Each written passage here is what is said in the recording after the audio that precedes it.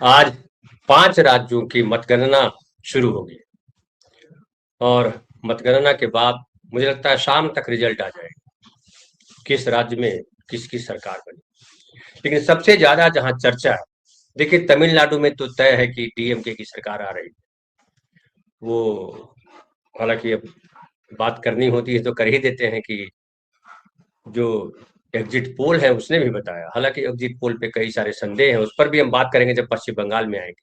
लेकिन वहाँ साफ-साफ दिखाई पड़ रहा है कि डीएमके की सरकार है। बीजेपी तो वहाँ है नहीं, एआईएडीएमके को बीजेपी के साथ जाने से नुकसान हुआ।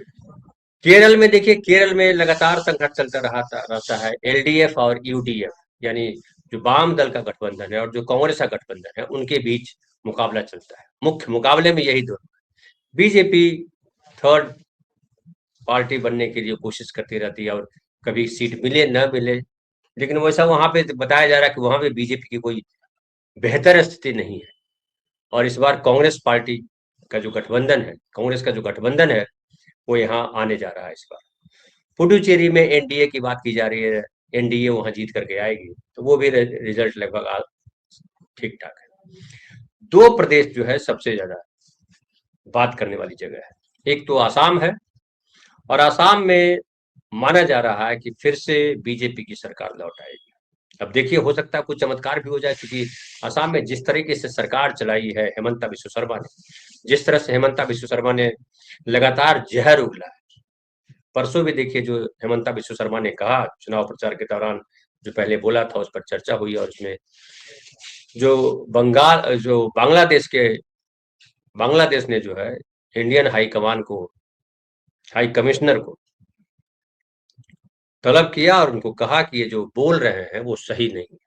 हेमंता बिश्व शर्मा लगातार नफरत की भाषा बोलते रहे और उनका निशाना दरअसल पूरे मुसलमान होते हैं, लेकिन जब उनको लगता है कि कुछ ज्यादा हो रहा है तो वो बांग्लादेशी मुसलमान कह देते हैं। लेकिन बांग्लादेशी मुसलमान जब जिक्र करते हैं या मुसलमानों का जिक्र करते हैं, तो बांग्लादेश में जो रह रहे हैं मुसलमान हिंदू, उनकी जान को ये आफत में डालते हैं। और ये आरएसएस की जो है सबसे घटिया राजनीति यही है, बीजेपी की सबसे घटिया राजनीति यही है कि यहाँ हिंदुस्तान के भीतर मुसलमानों को लेकर के जहर फैलाते हैं और जो बाहर मुस्लिम जो हिंदू रहते हैं, जो बांग्लादेश में हिंदू रहते हैं, उनकी जान को सांसत में फंसाते हैं। और इससे पता लगता है कि इनका हिंदू से, हिंदू धर्म से या कहीं के हिंदुओं से कोई लेना देना नहीं, इनको सिर्फ लेना देना सत्ता से है। सत्ता इनको प्रिय और सत्ता के लिए किसी की जान को खतरे में डाल सकते